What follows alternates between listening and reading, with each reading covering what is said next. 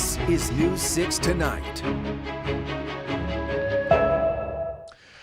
Welcome to News 6 Tonight. Glad to have you with us. Ginger Gadsden is off this week, and we get the lovely, the amazing Lisa Bell, one of the best journalists I know. That's kind of you to say. No, it's very true. Well, so thank excited you. to have you on this Thank show. you. I know you're skeptical of the show. I can tell by the look in your eyes, just because we worked together for so long. I will be honest, I haven't seen it. I watched once. You don't ever come on somebody's show and say, I've never seen your show. But no, you know. It's going to be an adventure. It is going to be an adventure. You know what else would be an adventure, Lisa? What's that? Imagine people try to break into your house. You call police. The police show up and they shoot you. That's terrible. It's a crazy, crazy story. This actually happened today. It was in Pine Hills in Orange County. So 4 people attempt to break into this guy's house. I think it was over the weekend. Like yes, Saturday You're afternoon. right. It was over the weekend. Saturday, afternoon. It wasn't even at night. Right. So these 4 people try to break into this guy's house. He grabs his gun. I think he might have fired a shot. They run off. At least he had his gun. They definitely took off, right? He calls police. Police show up. As he is going to unlock the door to let police in, one of the officers, I should say deputies, accidentally fires his gun, shoots this guy. How does that happen? That's a great question. And we're waiting on the body cam video to see exactly what the scene was like and the panic that ensued. I mean, I just don't understand. We've covered stories in the past where, you know, officers have made mistakes and it's career ending, right? Can be. You know, because thankfully in this case, the man was okay. He was taken to the hospital, treated for injuries, and released the same day.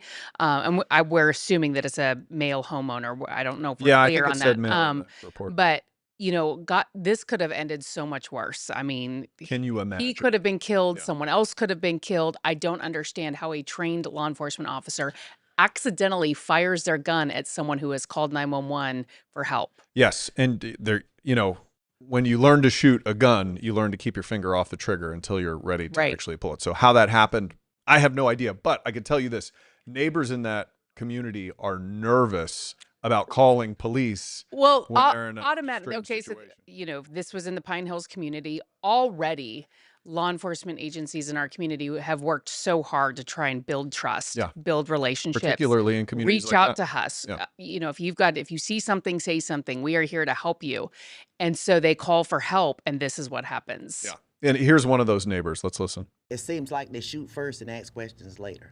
What are your thoughts that this happened to the victim of the burglary ends up getting injured?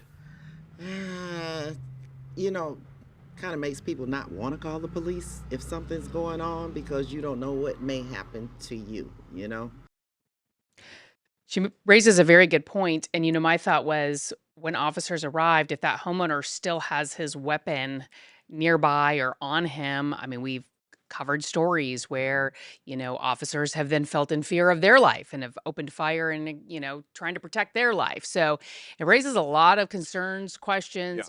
It Do does not know how a thinking gun the same- accidentally goes off. I was thinking the same thing. When you have to know if you're ever in a situation where you're the good guy with a gun and the police show up, they don't know who you are. Right. They don't know what just happened.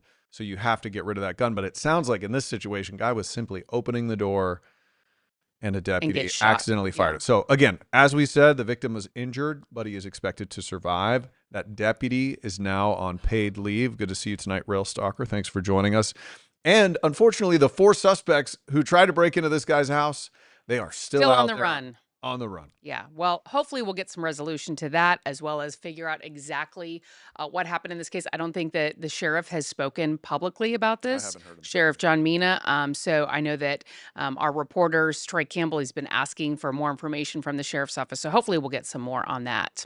Another story that is making headlines around the world is last week, in the middle of the night, State Department of Transportation crews came and painted over the rainbow crosswalk that's outside the Pulse Memorial. Now, that was installed there, of course, after 49 people were gunned down inside Pulse. It was a memorial for them.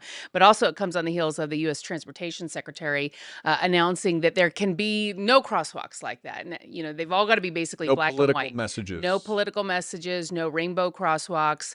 And as you can imagine, this this has sparked a lot of controversy in our community.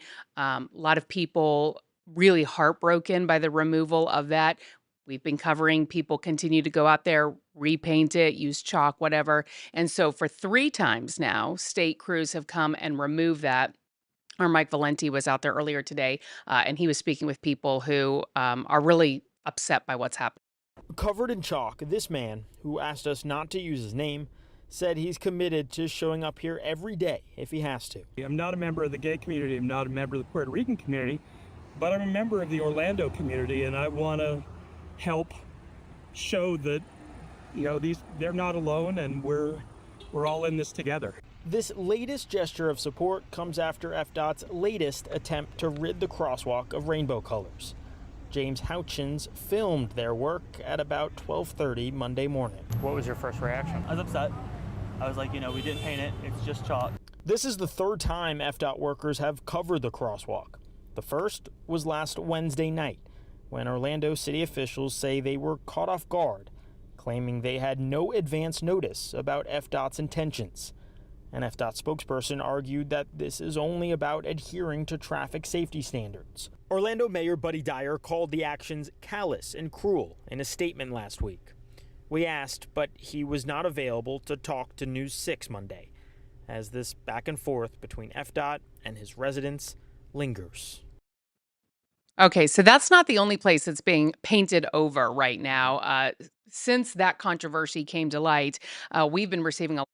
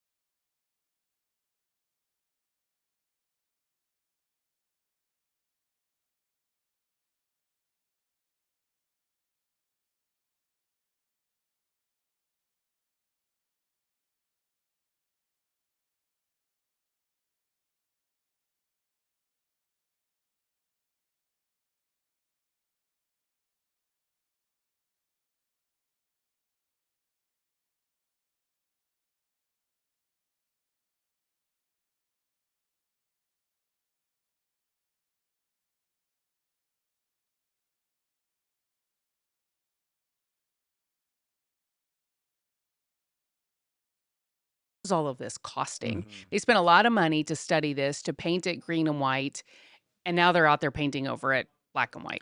Yeah, there could be an argument made that, hey, we're not just targeting the rainbow intersections now, we're targeting all of these different intersections. But if the theory is we're not going to use tax dollars to pay for political statements, well, at what point are you doing that in reverse? Now, you're painting over intersections in Seminole County. Seems like every night, if you want to keep this crosswalk over by Pulse Memorial covered or cleaned off, you're going to have to send a crew out there, which is not cheap. Right. Probably overtime. And they have law enforcement out there kind of keeping an eye on the patrolling all day situation. today. Yeah, that's not So free. those green crossings are known as green high visibility crossings, according to Catherine Silver in her reporting. Several national agencies actually recommend that color scheme for crosswalks. And there were several locations. And we're also hearing, apparently in Daytona Beach, there's a checkered flag out in front of the Yes. International I Speedway. wonder what's going to happen with that. Is this, the next one to be You can see, when you removed? take a look at that view from above, you really can see It's that way more green. visible than the black and white. The Much black and more white just visible. becomes kind of like white noise. There are so many white markings already on the road, so you don't even It really pops way more it- with the green. Totally. And I think this is what is going to become Even the a- rainbow crosswalk, it was more noticeable, It was more noticeable. yeah. painted in all of those colors than just your standard black and white. I feel like this is all going to lead into a bigger issue. It's so if the state wants something to happen, but you have these local city officials who Mhm. want something to happen outside of all Right. of the ancillary political things. If the state can overrule the city on all of these things, they've already done it with immigration. you know, and they can come in and say, hey, this is how you're also going to paint your streets. Well, to me, though, too, it could become a question of who actually owns that street. Is that a city road? Is that a Now, state road? that was You why know? I think that one was selected in front of Pulse, because that is a state road and that is a state easement, that crosswalk there. But if you're in, say, downtown Orlando proper and it's a city Right. road, would they send their crews? Well, and I've actually seen, we've received emails here in the newsroom, some people asking about brick roads because those are red. And are they going to Yeah. paint over that, paint them black?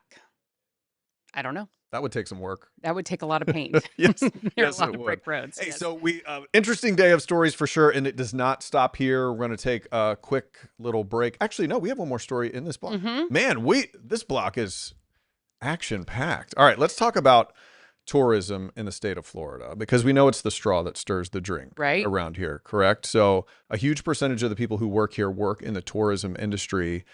Theme parks are killing it. If you look at the numbers, they are raking in cash by the day, but that money does not seem to trickle down No. to the worker. So our Laverne McGee, our community correspondent in Osceola County, took a look at how that's impacting that community. You ask anybody that works in the service industry, Yeah, they my don't bad. get paid enough. The tourism industry itself is raking in the cash. A study released by the Visit Orlando president and CEO stated tourism generated a record-breaking $94.5 billion in economic impact in 2024, and there were 75.3 million visitors.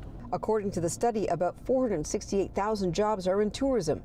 That's about 30% of the region's jobs. The more visitors we have here, the more economic impact and the better quality life we all have. But the wages don't seem to be keeping up compared to the amount of money coming in from tourism. $28 billion in wages and benefits were paid in 2024, with only a 2.5 increase year over year. For Mark, it's a simple formula that's tough to change. People at the top make all the money, and the people at the bottom, you know, they take what they can get. Your Osceola County community correspondent Laverne McGee, News 6. She said wages went up 2.5%. Wages went up 2.5. That, I mean, sadly, that doesn't obviously go anywhere even close to inflation, No. let alone just, you know, an annual bump for your loyalty and commitment to Yeah. working there. And when you look Yeah. at the percentage of sales that all of these companies have Wow. generated Yeah. on the backs of these workers, it doesn't And make a it's whole lot. why we have such a huge homelessness crisis here in Central Florida, because you cannot pay for rent with that income. $15 an hour? Yeah, the average rent Good in luck. Central Florida. You Yeah. cannot. If Yeah. you could figure it out without having to live with your parents or something else, Right. I would be interested to see that story. All right, we are going to take a break right now. One of the issues coming into Central Florida, wild hogs, and they have invaded a cemetery in one area. We'll take a look at that story coming up.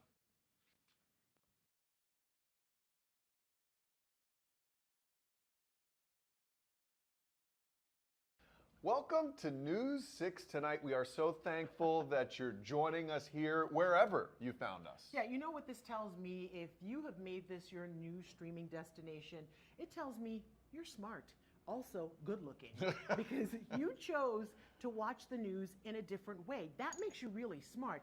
Anybody can give you the news from a teleprompter or an old newspaper. We do it in a fresh new way. That's right. So check us out wherever you like to stream. We have this app for your TV, News 6 Plus. You can find it on Roku and Amazon and whatever your smart TV is cooking. So thank you. We would love to hear your comments down Oh my below. gosh. Yeah. And then we'll show them. Yeah, we will. News 6 Plus. The plus is you. Ooh.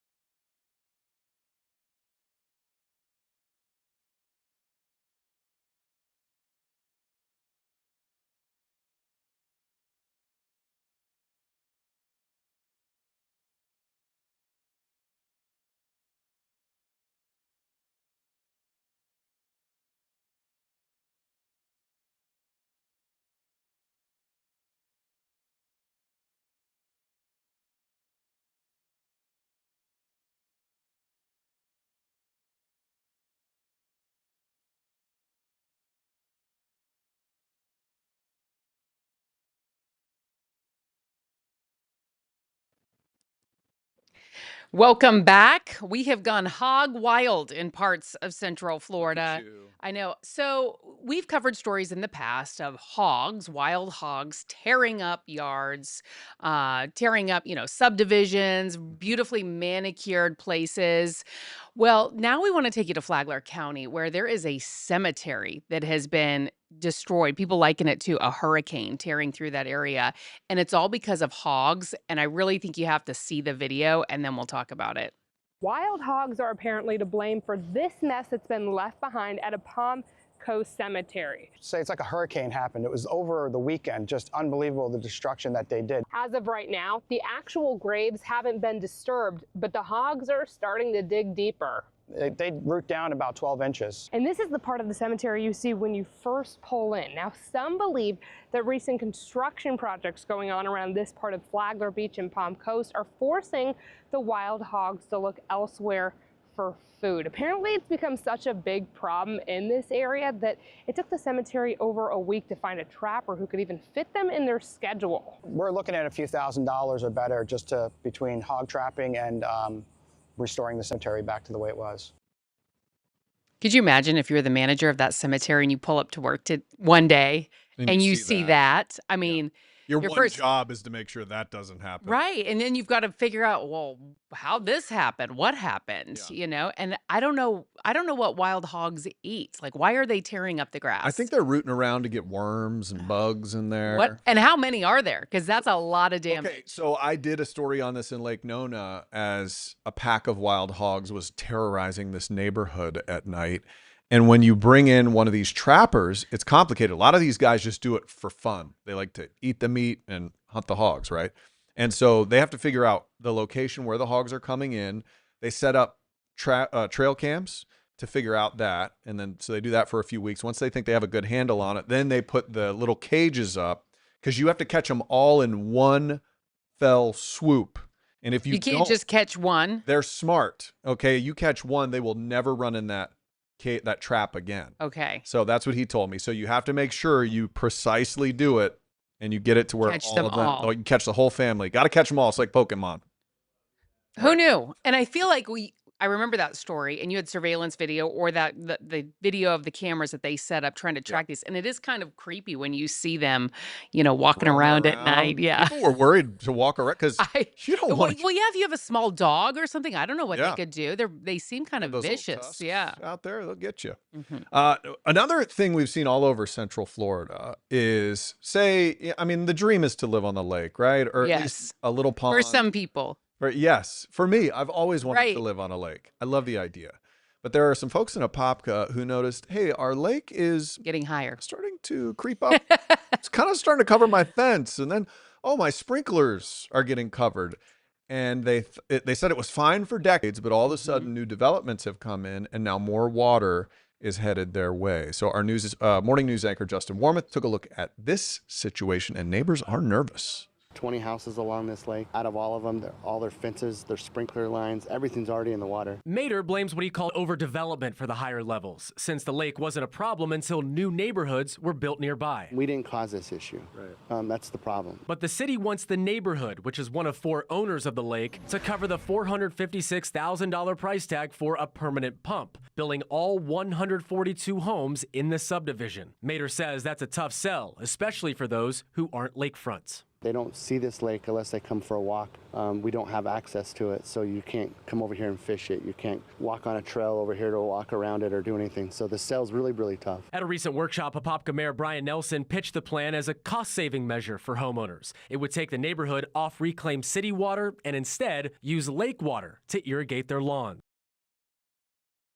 Going to make up for the $400,000 Yeah. bill that they're going to get. So the question is, who's going to pay for all of this? So they want to pump that water out. Clearly more water is draining into that area. So these pumps are super expensive, and then you have to figure out where you're going to pump And this it is to. just with normal summer rains. Regular, imagine what Yes. that's what everybody's nervous about. Right. Is a hurricane coming. So do you make just the 20 houses on the lake pay the $450,000? Because they're not going to be able to come up with that cash. Do you make the neighborhood pay for it? Or the neighborhood saying, hey, we were fine for decades until the development over there came Right. in. Maybe they should be the ones paying for it. But then how do you prove that? I smell a lawsuit coming on in this situation. surprise me.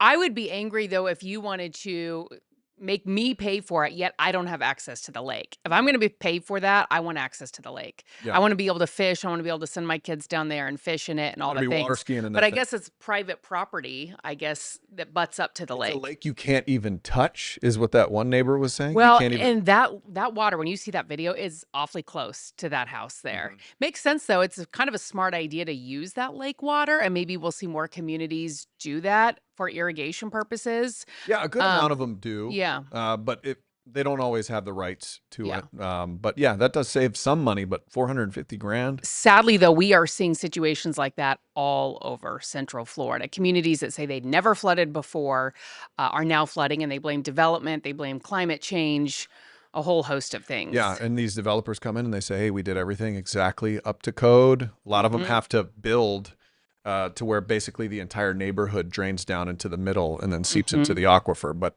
these people say, no, it's definitely coming on our property now. You know, Florida's getting built up by the minute, and there's just no real place for all of this water to go anymore, you know? So that's what we're seeing all over Central Florida. And we've had a lot of rain lately. We have. Yes. That's right. Meteorologist David Nazario joining us tonight. He's in for Jonathan Kegas. She's filling in for Ginger. I'm the only stalwart tonight, but good to have you, David. So what are we looking at for that forecast for the next few days? No, I appreciate you both. It's nice to be here with you all tonight and for the rest of the week. I was listening in the background, waiting for the toss over, and I heard hurricanes, and I'm like, where? Because we're not tracking any of those right now, thankfully. We've still got quite a bit of rain actually happening, especially in western Florida. If we can pull the radar up for everybody out there right now, you take a look out there. And I think you just have to currently screen share, showers. David. Say that again? Oh, Can the you screen share for Whoops. us? Yeah, let me go ahead and pull that up so we can actually get the viewer some of that info. There we go. We should have it now, I would think. Possible. There it is. Beautiful. There it is. So this is actually, believe it or not, I find it very interesting. Maybe you all will as well. This is actually still the influence of Erin, believe it or not.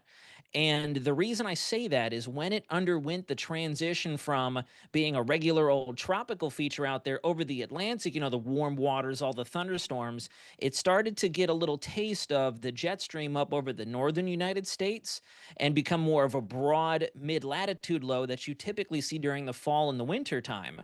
And because of the wraparound turning of the winds being so widespread, we actually saw it pull down cooler, drier air from up north and transition our pattern to something we would see during probably the fall or the winter, kind of like a brief taste of fall over the next few days into next week, as a matter of fact. That's how long this pattern will be dragged out, which is good news in the short term. It's going to shut the tropics down. This is a little bit of what we need to know out there. The westerly flow from the west coast to the east coast is what's going to be driving our thunderstorms. Probably looking at another early shot tomorrow as well. And then we have another system late this week following through the same type of pattern that's established itself not only here in Florida, but up the eastern United States. And then coming up at 9:30, I really want to talk more about what peak season looks like, because it's coming right at us. And I know we're on a little bit of a break for now, but it does look like things are lining up to be a bit of a sporty turn of the switch as soon as we walk past the first couple days of September. That's not what we want to hear. All No. right, check him out at 9:30. He'll break that all down for you, David Nazario. Thank you so much. We're going to take another quick break, talk about some coral bleaching and coral breeding. Yes. A couple of things that we're going to learn about tonight when we come back. Welcome to News 6 Tonight. We are so thankful that you're joining us here wherever you found us. Yeah, you know what this tells me? If you have made this your new streaming destination, it tells me you're smart. Also good looking, because you chose to watch the news in a different way. That makes you really smart. Anybody can give you the news from a teleprompter or an old newspaper. We do it in a fresh new way. That's right. So check us out wherever you like to stream. We have this app for your TV, News 6 Plus. You can find it on Roku and Amazon and whatever your smart TV is cooking. So thank you. We would love to hear your comments down Oh my below. gosh. Yeah. And then we'll show them. Yeah, we will. News 6 Plus. The plus is you. Ooh.